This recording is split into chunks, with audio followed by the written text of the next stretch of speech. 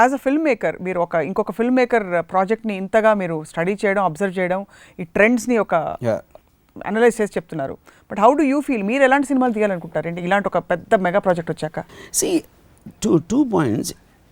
ఇప్పుడు ఒక inspirational film చూడటం, లేకపోతే ఇన్స్పిరేషన్ ఫిలిం రావటం అనేది, అది తీయాలని కోరుకుంటాం అనేది ప్రతి ఒక్కరికి ఉంటుంది. ఇప్పుడు ఒకటి, అలాంటి సినిమా తీయగలుగుతామా లేదా అనేది ఒక పాయింట్, తీద్దాం అనుకుంటున్నామా లేదా అనే పాయింట్. అంటే రాజమౌళికి ఉన్న పేషెన్స్, ప్యాషన్ నాకు లేవు. As a human being I don't have that. నేను ఎప్పుడు ఏమనుకుంటే అది చేసేయాలని మనస్తత్వం. అది నేను ఐస్ క్రీమ్ తీయచ్చు, లేకపోతే సత్య తీయచ్చు, లేకపోతే ఇంకొక రక్తచరిత్ర తీయచ్చు, లేకపోతే కేఎస్డి అప్పలరాజు తీయచ్చు. ఆ టైంలో నేను అనుకున్నది ఒక ఇంపల్సివ్ డెసిషన్ తీసుకుని చేస్తాను. అంటే నేను అది డిఫెన్సివ్గా చెప్పట్లేదు, లేకపోతే దాన్ని కన్సిడర్గా చెప్పట్లేదు. అది నా స్టేట్ ఆఫ్ మైండ్, అదొక జస్ట్ ఫ్యాక్టర్. అది అందుకని నేను చాలాసార్లు ఏం చెప్పాను, నా హిట్లు అనే యాక్సిడెంట్లు, నా ఫ్లాప్స్ అనే ఇంటెన్షన్ అనేది ఇది చెప్పాను. ఎందుకంటే నేను తీసుకునే ప్రతి డెసిషను అదే మైండ్ సెట్ నుంచి వస్తుంది. బట్ కీపింగ్ మీ అసైడ్, ఇక్కడ కమింగ్ బ్యాక్ టు బాహుబలి, ఇప్పుడు నేను కొన్ని చిరంజీవి గారి సినిమా మీద నేను కొన్ని ట్వీట్స్ పెట్టాను. అవును, నా పాయింట్ ఏంటి, ఇప్పుడు రాజమౌళి ముఖ్యంగా మనం ఏం ఆలోచించాలి, నేను ఒక డైరెక్టర్కి నేను నిన్నే చెప్పాను, ఒక సినిమా తీయాలి అనే ఒక ఆలోచనకి ఇంకో సినిమా తీయాలికి ఒక ఫండమెంటల్ డిఫరెన్స్ ఉంది. రెండు ఒకేలా ఉంటాయి.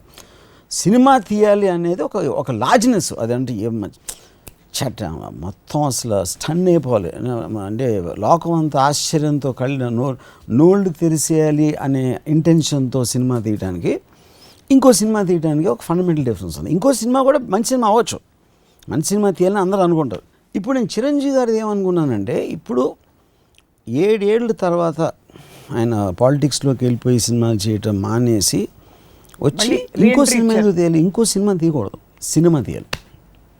అంటే చిరంజీవి గారు ఒక మెగా స్టార్డమ్లో ఆయనకున్న స్టార్డము, ఆయనకున్న ట్రాక్ రికార్డు, ఆయనకున్న పాపులారిటీ అనేది ఇట్ ఈజ్ ఫిల్మ్ ఇండస్ట్రీకి క్రౌన్ లాంటిది అది. So Prabhas, Rajamouli will be far lesser than Chiranjeevi garu on his entire record. I'm saying from ఆయన స్టార్ట్ అయినప్పటి నుంచి ఇప్పటి వరకు ఆయనకున్న ఇది. అప్పుడు వీళ్ళే బాహుబలి తీస్తే ఆయన ఎంత పెద్ద సినిమా తీయాలి అనేది ఒక ఫ్యాన్గా నా కోరిక. ఓకే, సో ఆ ఛాలెంజ్ ఫ్యాన్స్ కూడా తీసుకోవాలి, మిగతా ఫ్యాన్స్ కూడా. ఫ్యాన్స్ కాదు, ఫ్యాన్స్ అడగాల, మేము అందరం అడుగుతున్నాం చిరంజీవి గారిని, అంటే ఆయన బాహుబలిని మర్చిపోయేలాంటి సినిమా తీయాలి. అలాంటి ఇంటెన్షన్ లేకపోతే మేమందరం చాలా డిసప్పాయింట్ అవుతాం. అంటే అప్పుడు తీయకపోవడం బెటర్ అంటారు? బెటర్ కదా? లేదు, తీయాలి. అంటే అలా తీయకపోతే ఇట్ బి డిసప్పాయింటెడ్. ఎందుకు ఇంకో సినిమా తీయకూడదు, సినిమా తీయాలి. నిజంగా ఫ్యాన్లు ఆడుతున్నారు, సెటైర్ వేసారా? నేను అసలు చిరంజీవి గారితో ఎప్పుడు సెటైర్ అయినాను, ఫ్యాన్. యా. సో అది ఎలాంటి సినిమా అయి ఉంటుందని అనుకుంటున్నారు మీరు? ఎలాంటి సినిమా? ఎలాగో మీరు ఇంతవరకు వచ్చి అంత ఆలోచించారు కాబట్టి. బిగ్నెస్ అంటే స్కేల్ పరంగా ఆఫ్ కోర్స్. ఇప్పుడు ఒకటి, బాహుబలి ఒకటి ఆల్రెడీ ప్రూవ్ చేసింది. ఏం ప్రూవ్ చేసింది?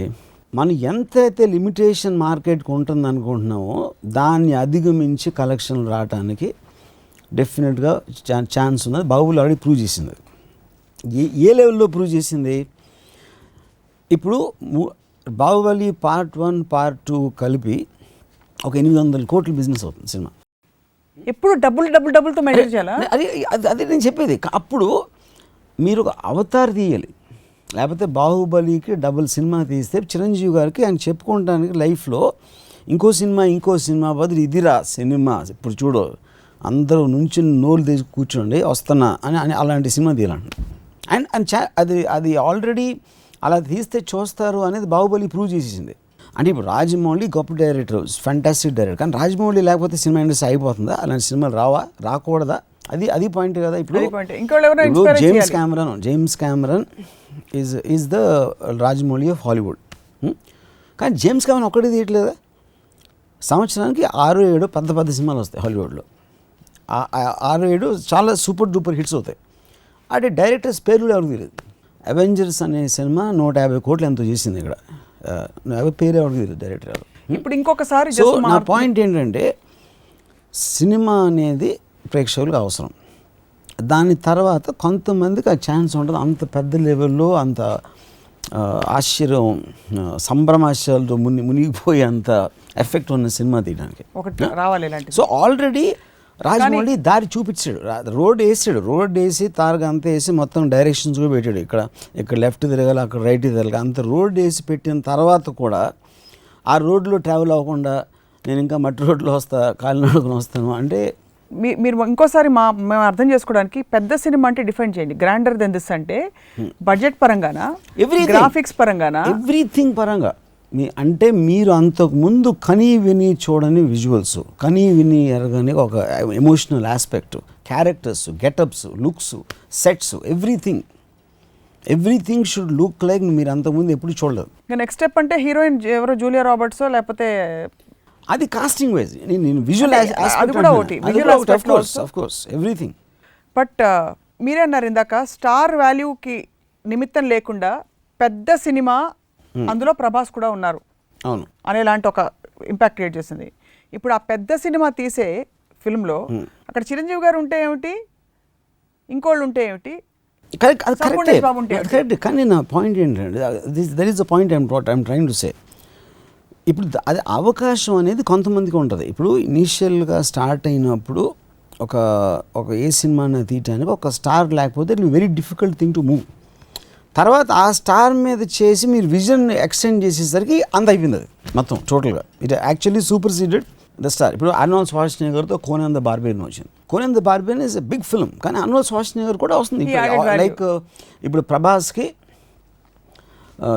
అంటే నంబర్ ఆఫ్ పీపుల్ సో ఇక్కడ అవ్వచ్చు, తమిళనాడులో అవ్వచ్చు, లేకపోతే కర్ణాటక అవ్వచ్చు, బాంబే, నార్త్ ఇండియా అవ్వచ్చు, ఇంటర్నేషనల్లీ అవ్వచ్చు. So Prabhas is the hero of the biggest hit ever, the biggest block buster ever. He will obviously get credit. కానీ ఏంటి, ప్రభాస్ కాకుండా బాహుబలి అనే ఒక బ్రాండ్ కూడా ఉంది పక్కన అటాచ్మెంట్ అది. సో అప్పుడు ఏంటి, హాలీవుడ్లో ఏంటి ఒక కాన్సెప్ట్ని స్టార్ తోటి కలుపుతారు. అసలు కల్చరే లేదు మనకి. That is the first time proven in Baahubali's case. So ఎవరో ఒకళ్ళు ఇలాంటి పెద్ద విజనరీ వచ్చి చిరంజీవి గారి 150th ఫిల్మ్ అలా తీయాలంటున్నారు మీరు.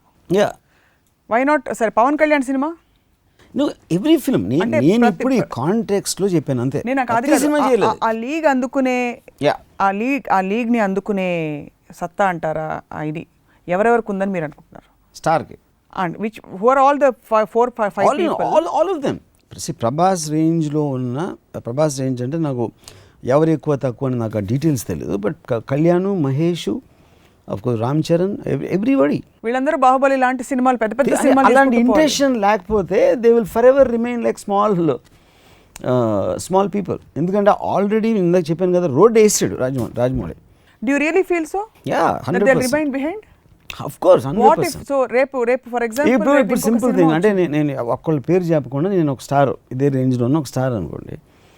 ఇప్పుడు నాకు ఒక సినిమా తీస్తున్నాం ఫ్యాన్స్ కోసం లేకపోతే ఆడియన్స్ కోసం అన్నప్పుడు ఒక మంచి పెద్ద సినిమా తీద్దాం. పెద్ద సినిమా ఎంత అని మీరు అడుగుతారు నన్ను. ఎంత ఖర్చు పెడుతున్నానంటే ఒక మినిమం 60-70 అవుతుంది. 60-70 అంటే చెప్పుకోవడానికి సిగ్గేస్తుంది బాహుబలి ఫిగర్స్ అయిన తర్వాత. ఎందుకంటే ఎవ్రీథింగ్ ఈజ్ రిలేటివ్. సో 60-70 పెద్ద ఖర్చు అండి. అంటే ఇప్పుడు 20 ఇప్పుడు మహేష్ తోటి 20 కోట్లలో సినిమా తీస్తా అంటే చెప్పుకోవడానికి ఎంత సిల్లీగా ఉంటుందో 70 crores అంత సిల్లీగా అయిపోతుంది ఇప్పుడు. ఎందుకంటే బాహుబలి ఫిగర్స్ తర్వాత అది ఆ ఫిగర్స్కి మీనింగ్ లేదు అసలు అబ్సల్యూట్గా మీరు చెప్పడం. ఒకటి. రెండోది 250 కోట్లు కలెక్ట్ చేసిన ఎక్స్ట్రాడినరీ ప్రాఫిట్స్తో వెనక్కి వచ్చేసిందంటే మీరు యాక్చువల్గా బాహుబలి కాస్ట్ కన్నా ఎక్కువ పెట్టరు నమ్మకం ఉంటే. మీకు లీప్ ఆఫ్ ఫెయిత్ అనేది అది కదా. ఇప్పుడు ఒక ప్రొడ్యూసర్ ఉన్నాడు, ఎంత పెద్ద ప్రొడ్యూసర్లు 10 ఏళ్ళు 20 ఏళ్ళు చరిత్ర ఉన్న ప్రొడ్యూసర్సు ప్రతి ఒక్కళ్ళు బాహుబలి అయిపోతాడు ఆ ప్రొడ్యూసరు. అది అర్థం కావట్లేదు పాపం కొత్తవాడు అది ఇది అంటే now he became a international ఎక్లెయిమ్ producer with one Baahubali you know. So అప్పుడు వీళ్ళందరూ ఎదవలైపోయినట్టు కదా మొత్తం. అప్పుడు అట్లీస్ట్ మనకి ఆ విజన్ లేదు, మనకు అసలు అలా చూసి ఇప్పుడు రోడ్ వేసారు సైన్ బోర్డులు లెఫ్ట్ రైట్ అన్నీ ఉన్నాయి. అట్లీస్ట్ మనం ఎటువైపు మనం ఎక్కడైనా రోడ్డు ఉంటుందా లేకపోతే ఎక్కడైనా గొంతు ఉంటుందా లేకపోతే మనకి స్పీడ్ బ్రేకర్ ఏమైనా వస్తుందా అలా ఆలోచించాల్సిన అవసరం లేదు, మొత్తం అయిపోయింది రోడ్డు. సో ఈ రోడ్డు వేసి రోడ్డు సక్సెస్ఫుల్గా ఇదయ్యి డెస్టినేషన్ పాయింట్కి చేరుకోవడానికి కారణాలు అంటే if you assume this the successful model obviously దానికి కారణం పర్సివియరెన్సా విజన్ క్రియేటివిటీయా అన్ని కలిసి రావడమా? ఫర్ ఎగ్జాంపుల్ బాహుబలికి అన్ని ఎందుకంటే Baahubali is a first time చేసాడు. Everything has to be invented. తెలీదు అవుతుందా అవ్వదా ఏంటి ఎలా అది ఇది అవన్నీ రాజమౌళి ఆలోచించి ఆ ప్రాబ్లమ్స్ అన్నీ ఓవర్కమ్ చేసేసి ఈ ఫైనలీ పొడిటాడు. తను పెట్టిన తర్వాత కూడా ఫాలో అప్ అవ్వబడితే వీళ్ళందరూ అది మూర్ఖులు అవుతారు. ధైర్యం లేదేమో. అదే దర్శనం సెయింగ్ పిరికోళ్ళని అవుతారు, మూర్ఖులని అవుతారు. వేరే రోడ్స్ ఉండొచ్చు కదా. ఏ రోడ్స్? ఇతర రోడ్స్ లైక్ ఏంటి మట్టి రోడ్డా ఏంటి? నేను ఈ ఒక్క పెద్ద రోడ్